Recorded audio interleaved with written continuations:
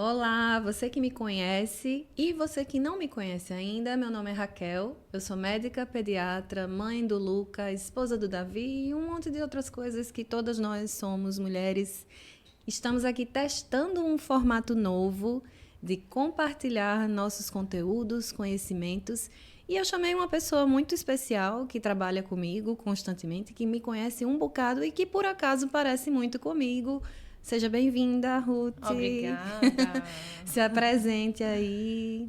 Meu nome é Ruth, sou mamãe do bem, Vera, sou irmã gêmea dessa pessoa que está na minha frente, profissional de marketing, inclusive hoje é dia do publicitário, eu sou uma estudante de publicidade já no último período.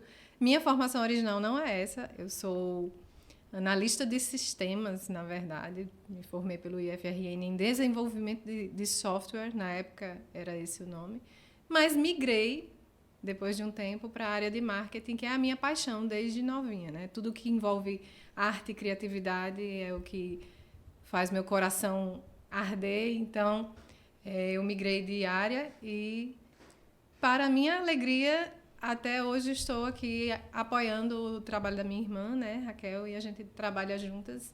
E ela é a pede do meu filhote Benzinho, né? E é isso. Então, vamos falar hoje aqui um pouco sobre maternidade, um pouco sobre trabalho, um pouco sobre como conciliar essa vida de multitarefas e multifunções que nós deste século, mulheres deste século, temos que viver, né? Não é uma escolha de todas nós, mas muitas de nós podemos fazer essa escolha hoje de trabalhar e se dividir em uma série de atividades. Porém, quem disse que isso seria fácil? Não é fácil. Parabéns pelo seu dia. Hoje é dia 1º de fevereiro, né? Dia do publicitário. E a gente tem... Também é um mês especial, né? O mês do nosso aniversário. Fevereiro tem 3 aniversariantes, 4. Eu estou fazendo 4. conta porque a gente conta como um num dia só. Mas são 4 aniversariantes de 5 pessoas. Só minha mãe tem a exclusividade de comemorar o aniversário em abril sozinha. Com bem agora. Ah, é bem verdade. É de abril também. Mas da nossa núcleo familiar inicial, ela comemora sozinha em abril, a gente dia 27 de fevereiro. Então esse mês, meu pai dia 14 e Silvana, nossa irmã mais velha, desbravadora de muitas coisas para nós, dia 16. Fevereiro é um mês muito especial. Mas porque a gente surgiu essa oportunidade e a gente pensou, o que a gente vai conversar num novo formato? A gente vai testar se esse formato é interessante para a gente manter daqui para frente. Conversar é fácil, né? Principalmente para mulheres e para falar de coisas que são da nossa vivência. E desafios, como é bom ter desafios, principalmente quando a gente sabe que pode compartilhar desses desafios. Porque desafio ele tem a coisa da motivação, de você tentar superar, mas ele também inclui a dificuldade, né? Desafio tem esse nome por isso, porque existe uma resistência, uma dificuldade, algo que a gente precisa enfrentar com algum afinco, né? E a maternidade, ele fala sobre isso.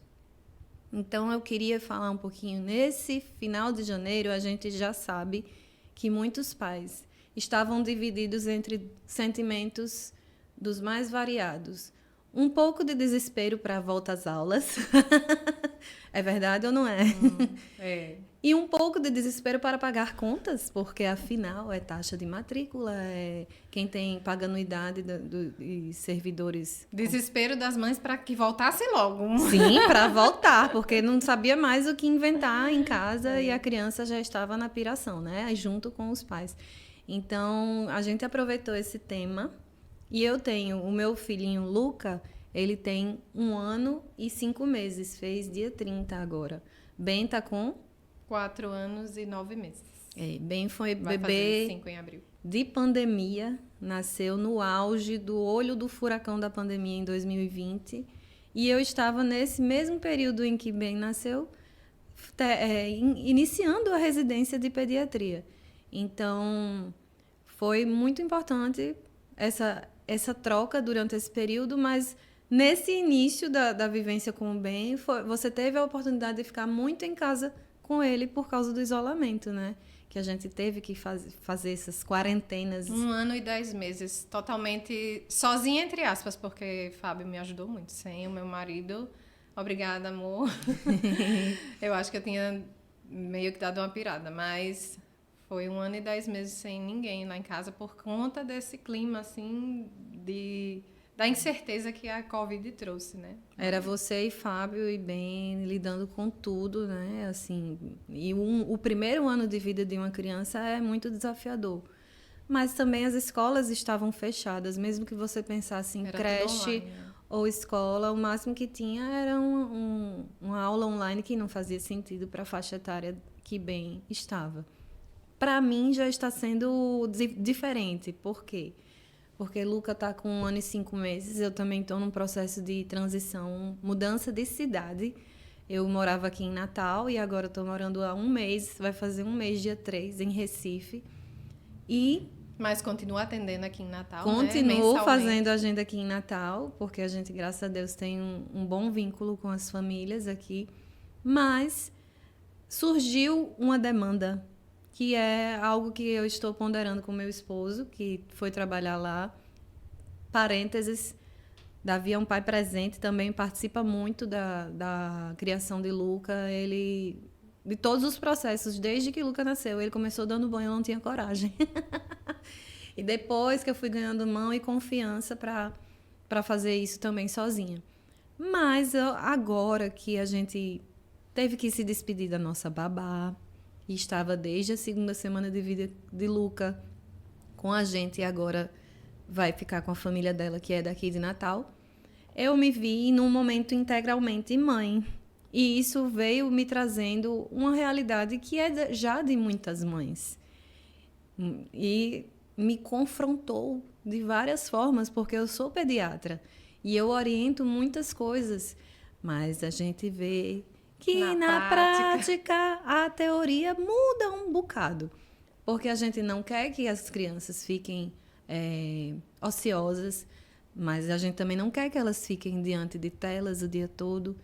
E como é que a gente você vai... não é uma fonte inesgotável de criatividade, a gente tem Exatamente. limite Cadê também. meu repertório? Eu não sei mais o que fazer. E foi aí que Luca conheceu o Shaun the Sheep, que é uma animação de stop motion que eu gosto muito. É tela. Não recomendo. Se você puder segurar o máximo possível antes dos 2, 3 anos, é melhor. E é o que é recomendado pelas sociedades de pediatria. Mas se você não puder, tira essa carga dos seus ombros. Escolhe algo que... Vamos fazer a política de controle de danos. Fazer o menor dano possível. Deixa um tempinho ali para você fazer alguma atividade e você, assim que puder, vem e volta para sua criança para ler um livro com ele, amassar uma massinha, pintar um papel, fazer o que for possível, levar para o parquinho e contemplá-lo enquanto ele está brincando. Ser presente. E Deus ajudará. Porque são muitas as demandas de uma família, de uma mãe, de um pai. Às vezes é a mãe que trabalha, não é o mais comum. Mas às vezes é a mãe que trabalha e o pai fica com a criança. E a necessidade não muda. A necessidade da criança é a mesma. Ela precisa de pai e mãe presentes. Ela precisa de atenção. E aí eu me vi lá em Recife, dentro de um cenário de muitas caixas, de muitas horas. Muitos desafios de uma vez, porque foi uma mudança. Mudança de cidade, mudou a estrutura da nossa casa, de uma casa grande para uma casa menor. Eu perdi a minha babá, que me dava um suporte tá indo muito para um grande. lugar onde você não conhece ninguém para lhe ajudar. Construir vínculo de confiança, longe da né? família. Para deixar a Luca com alguém é muito, muito complicado. E a escola surgiu nesse cenário como uma grande possibilidade de fazer a gente conseguir respirar um pouco, né? E aí eu queria ouvir, porque eu sei que devido à pandemia e também por uma opção sua, que você teve esse privilégio, é um privilégio dolorido, mas é um privilégio, de se dedicar ao cuidado dele. Como foi a sua experiência com o Ben? Me conta um pouquinho. Eu digo que tive sorte, assim, porque primeiro, os primeiros meses eu não tive o que muitas mulheres têm, que é aquele blues, né? Aquela que inclusive Raquel viveu, embora nós sejamos gêmeas, né? Nisso aí a gente não foi gêmea, porque eu não tive aquela depressão pós-parto e você passou por uma bem forte, né? E Poderia, até devido à pandemia, ao isolamento, isso ter vindo, né? Mas, graças a Deus, os primeiros meses, eu não vi a hora dele ficar durinho, assim, para eu ter mais liberdade de movimentar ele, de brincar. Mas eu encarei tranquilo os primeiros meses. Só que quando começam a passar os meses e eu trabalho, né? Eu trabalho com mídias sociais, tenho alguns clientes, então começou a haver a necessidade. Eu coloquei uma amiga minha ela me ajudou. Lembrar do microfone. Mas começou a vir, depois de um tempo, a necessidade de eu reassumir meus trabalhos. E aí eu me via com uma criança demandando minha atenção e eu precisando trabalhar. E Ben é uma criança super tranquila e calma, né? Não. Ben, ele ama interação, contato, e ele é traquino. Então, quando ele começou a engatinhar, a tentar andar, tinha que estar, como a maioria das crianças, sempre de olho. E algumas pessoas diziam assim, deixa no carrinho, deixa no cercadinho. Ele chorava de soluçar, assim. Eu tenho alguns vídeos até gravados dessa época. Eu tentando ficar no computador com ele do meu lado. Ele não aceitava essa situação. Então, foi muito difícil. Ele não é uma criança que pega um brinquedinho e fica lá sozinho. Ele quer interagir. Ele quer atenção, ele queria colo. Então, foi muito complicado, sabe? E, na verdade, toda criança nessa fase, ela quer colo, né? E não só quer porque ela é uma criança, sei lá, não é nenhuma maldade, é uma necessidade real. E isso faz parte do desenvolvimento emocional dela também. E desenvolvimento cognitivo, tudo isso está entrelaçado na infância. Então, a partir dessas demandas, você considerou a escola. E com que idade ele entrou na escola? Considerei, mas eu tinha outras possibilidades também. A minha rede de apoio, infelizmente, a gente não tem uma grande rede de apoio, porque nossa mãe ela já tem uma certa idade, tem alguns problemas de saúde, não pode carregar peso, né? Eu não contei com mãinha. E também não contei com minha sogra, que também é uma pessoa já com uma certa idade, mas que tem uma rotina bastante ativa. Ela fica com ele de vez em quando, mas eu não podia contar todos os dias, né? A gente tem demanda todo dia. E, por outro lado, eu precisava cuidar da casa. Precisava de ajuda em casa para fazer almoço, para manter a casa em ordem. Então, a gente escutou sobre escola, sobre funcionária, né? Contratar uma empregada. E, no final, a gente conseguiu uma pessoa, Juliana, que hoje não está mais com a gente também. Irmã de Julie, que é gêmea de Julie. Olha as coincidências. Gêmeas com babá gêmeas, em momentos diferentes, mas foi muito importante passar por essa ajuda com elas, né? Nesses períodos iniciais. Ela já pegou bem com 1 ano e 10 meses. Bem, não queria saber dela no início. Não queria, não aceitava ela. Mas foi uma quebra de resistência. Foi 1 mês e pouco. Ela ficou desesperada porque ela nunca tinha passado por isso, porque ela cuidava de bebezinhos desde pequenininho. E é importante, uma dica, se você é mãe, está grávida, vai trabalhar, já pense e quer ter uma cuidadora, já pense em ela estar com você a partir dos primeiros meses, porque a construção do vínculo é mais fácil. O bebê vai se habituar à presença dela, vai aceitá-la melhor, porque com 1 ano e 10 meses bem virava a cara. Ela ia dar comida. Ela ia dar comida pra ele virava, afastava a mão dela. Então foi uma construção também que durou 1 mês. E isso também teve a ver com o fato de que ele era muito apegado a você. Ele estava constantemente com você, com o Fábio, que é o pai dele, né? E então ele conquistar essa confiança dele também foi um processo, né? Mas aconteceu.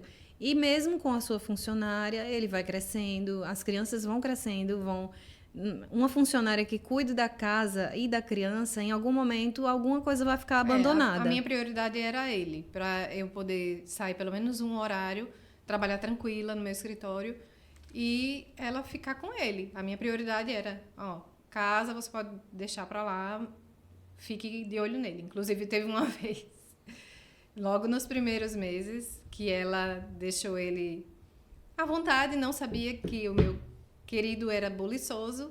Quando eu cheguei, ele estava com uma queimadurazinha na perna,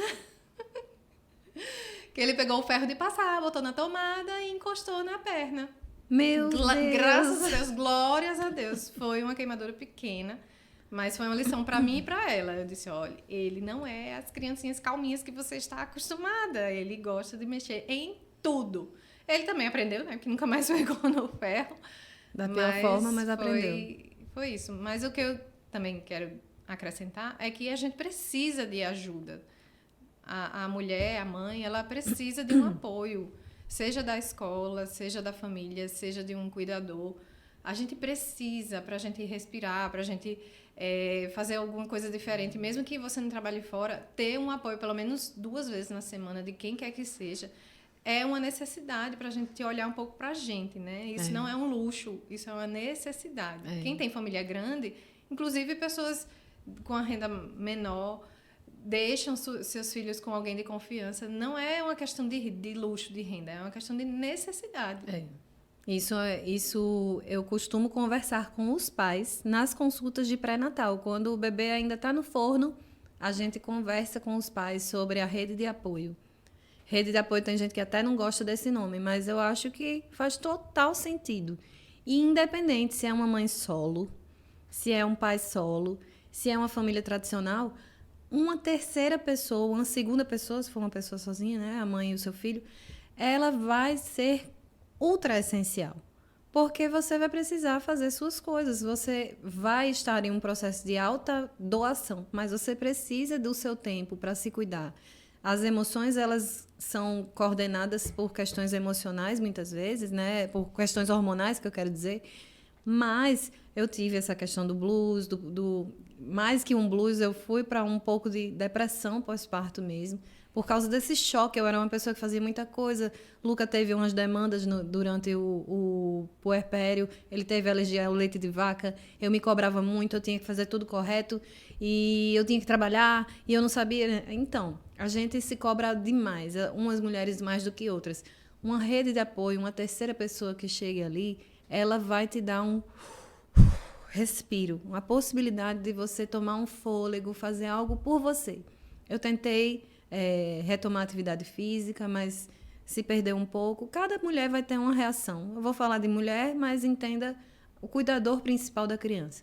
Cada cuidador, cada mulher, cada mãe vai ter uma reação às demandas da maternidade, principalmente se falando do começo. Mas e aí? Vamos chegar no ponto que desencadeou essa conversa principalmente. A escola. Ben entrou na escola já mais tarde, porque chegou Juliana na vida dele, ele finalmente se adaptou a ela, e você decidiu quando ele já tinha 3 anos, né? E como foi a experiência? Eu não estava muito pronta para esse momento, mas eu sabia que era necessário, né? Que faz parte da nossa sociedade, é a faixa etária que a gente entrou na escola, que normalmente as crianças entram. E a gente entrou parênteses porque nossa mãe optou, também teve esse privilégio, difícil privilégio, mas ela optou por cuidar de nós integralmente e não trabalhar nesse período inicial. Imagina, o trabalho, meu Deus! Gêmeas e uma irmã mais velha, 7 anos mais velha. Só Deus. Então, a gente segurou, mas com 3 anos colocou ele na escola e eu fui preparando, a gente até falou sobre isso em um outro vídeo. Eu comprei livros sobre escola, fui conversando com ele, até desenhos que falavam da realidade da escola. Eu fui preparando a mente dele, mostrando que as priminhas dele, que são mais velhas, já iam para a escola, que toda criança vai para a escola. E aí tivemos uma semana e meia mais ou menos de adaptação, porque ele começou. Chorou? Eu? Sim. Muito. A gente fez uma mesa assim de reunião. Eu, a diretora, a vice-diretora, a psicóloga, coordenadora, tudo. É assim mesmo, mãe. Eu lembro muito ele inventou uma ida ao banheiro. Uma ida ao banheiro para não ficar na escola. Lá na escola mesmo, ele inventava uma ida ao banheiro para eu ir com ele. Que os primeiros ficava dias, para sempre no banheiro. Aí não terminava. Ele, mamãe, por favor, não me deixa aqui. Ele pedia, por favor, não me deixa aqui, mamãe. E as lágrimas descendo. E eu firme na frente dele, firme. Não, mamãe vai, mamãe volta. O coração, um caco. Mamãe vai, mamãe volta, firme, assim, sem derramar uma lágrima. Quando saía, desabava, né? Mas é a adaptação mesmo. E eu lembro das palavras da vice-diretora, dizendo assim, essa é uma das primeiras frustrações que ele vai passar na vida. Faz parte. Faz parte. É uma ruptura, é uma experiência emocional que ele está tendo, mas que ele vai superar. Tadinho. Eu fui em Recife, a gente está pleiteando uma escolinha para ver se a gente consegue lidar com essas demandas, né? Eu me vi, a gente tem uma pessoa que está indo arrumar a casa, dar uma olhadinha nele, mas essa construção do vínculo em pouco tempo vai ser muito difícil. A gente sabe que não é assim, tão fácil, tão rápido. Pelo menos para mim, não. E eu tenho um desconfiômetro ligado bem mais do que talvez algumas outras pessoas. Mas é nosso filho, né? É o maior bem que a gente tem. Eu não consigo pensar em deixar com qualquer pessoa que eu não tenho uma referência. E tá muito difícil conseguir alguém de confiança, alguém de referência, porque desocupou, ocupou de novo. Julie sabe a lista de pessoas que estavam solicitando para ela trabalhar quando ela saiu lá da nossa casa. Então, a gente sabe das dificuldades e a escola já tem uma lista de pretendentes gigantesca. E a escola se torna um lugar de maior segurança. Claro, existem escolas e escolas. E a gente está falando de escola privada, né? Escola pública, creche, são outras realidades. A gente fala do nosso cenário, que é um cenário, felizmente, um cenário de privilégio. Eu sempre destaco isso como algo para agradecer e engrandecer a Deus, porque não é para todo mundo, não existe para todo mundo essa facilidade, mas é uma realidade de muitas pessoas que convivem no nosso meio e um plano para muitas pessoas que desejam um dia ter filhos. E, de fato, a escola se torna um lugar que permite a criança estar em um lugar seguro, ter aprendizados, ter um feedback. Sempre manda um feedback para a gente. A maioria das escolas hoje faz isso, ainda mais que a gente está no período de... Tem escola que tem câmeras, que os pais pedem as imagens, as mães mandam fotos, e etc. Aí a gente se sente mais tranquilo para deixar a criança em um ambiente de aprendizado, de brincadeira, de entretenimento, de educação e poder fazer finalmente as nossas coisas. Mas nem tudo é de graça, tem o custo da matrícula, mensalidade e o custo do convívio de crianças e crianças juntas, que vai trazer, falando agora, puxando para a minha área, né, uma série de doenças que faz parte, é inevitável, toda criança vai adoecer. E isso é algo que talvez muitos pais não entendam muito bem, não consigam processar. Eles ficam me perguntando o que é que eu faço para essa imunidade melhorar quando a criança vai entrar na escola e ela não adoecer tanto. E aí, como é que foi com o bem? Eu fui até resistente, porque tem uma faixa etária, né, Raquel, que a criança é mais suscetível às doenças, né? Eu acho que abaixo dos 2 anos... Sim. Ele tem o primeiro ano de vida é o mais crítico de todos, mas ainda até os 2, 3 anos é a fase mais complicada. Então eu achava que bem já estava assim mais coberto, lógico, vacinado, tem que ter o cuidado de manter as vacinas em dia, pelo amor de Deus, galera, não leve criança, porque ela está se expondo a doenças e expondo os outros também, né? Não leve a criança sem estar com a caderneta em dia para a escola, mas eu achava que bem já estava grandinho e já estava tudo certo. Aí começou a aparecer uma gripe, aí a pede aqui na frente, né? Isso é escolite. Aí não. Ou crechite, se for numa creche é a crechite também. Não, não. E acontece.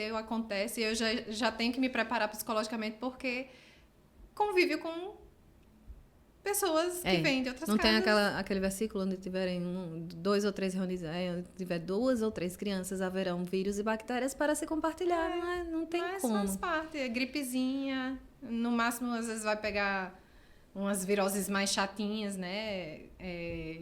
Mão, pé, boca, né? Um piolinho, vez por outra. Graças a Deus, bem não pegou, mas teve um surto na escola, mas ele não pegou. As diarreias, gastroenterites e etc.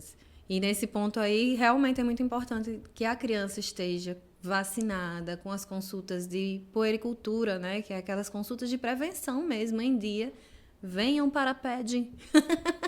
porque isso, de fato, vai gerar uma preparação. Inclusive, doutora, eu preciso lhe mostrar a caderneta de Vamos vacina agendar esse momento. para saber o que é que está atrasado. 5 anos, ele fez vacinas 4 anos e até 5 anos, né, que ele tá.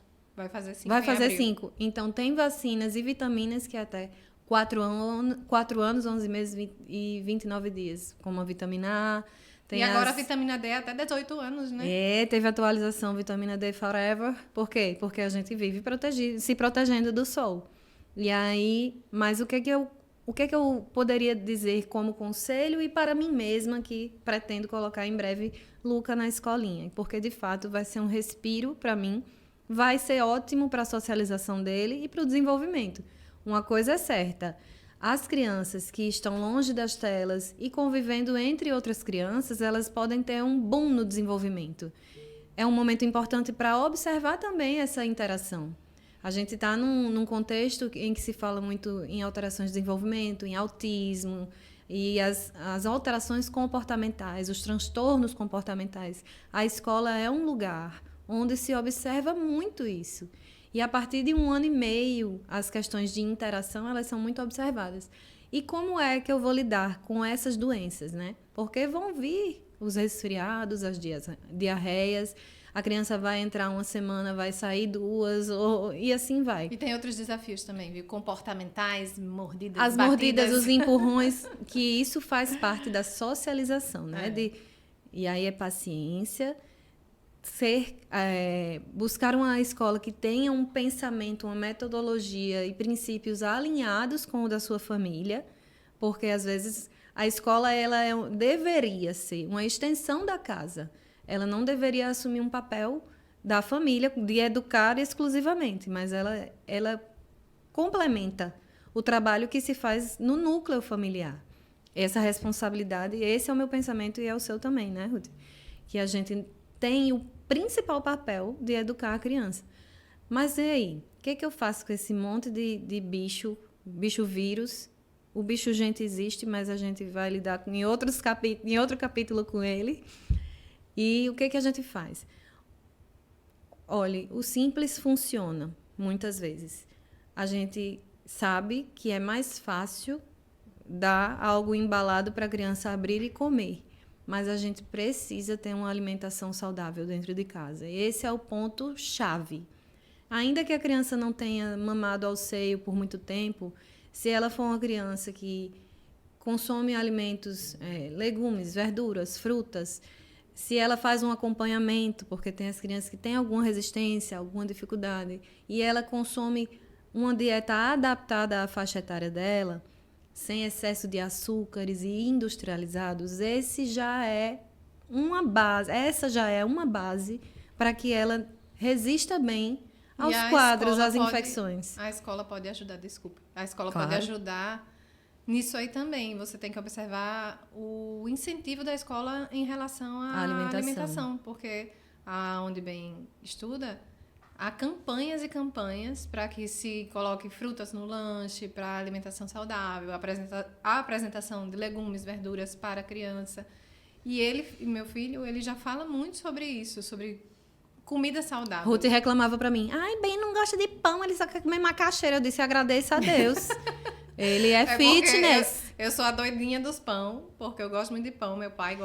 Nosso pai gosta de pão, né? E a gente aprendeu a comer assim. Mas meu filho, eu passei a gravidez todinha comendo pão de queijo. E ele não gosta de pão, pizza. O negócio dele é arroz, feijão e carne. Eu acho fantástico. Tem que agradecer. Estenda as mãos para os céus.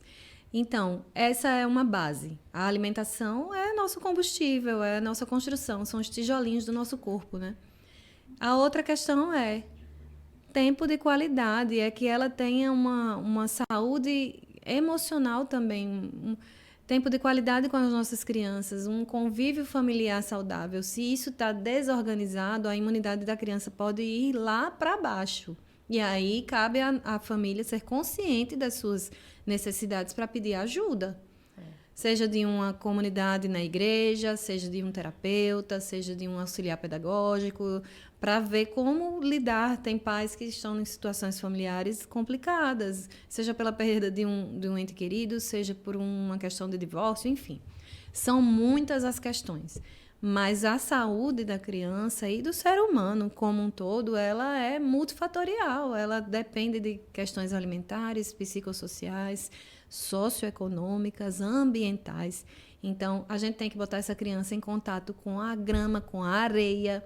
Se a criança tiver possibilidade de ter um bicho de estimação, se ela tiver esse contexto de coisas em equilíbrio, provavelmente vai vir uma virose, uma crise mesmo, uma doença, e ela vai passar pelo ciclo natural dessa doença e vai voltar para a escola e vai ficar bem.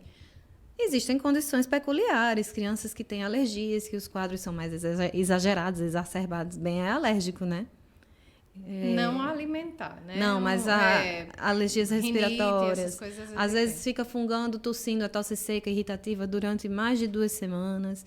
Aí você conversa com o seu pediatra para explicar para a escola que ele pode ficar tossindo um bom tempo, mas não é só porque está doente, às vezes é uma questão alérgica. Enfim, existem situações muito particulares.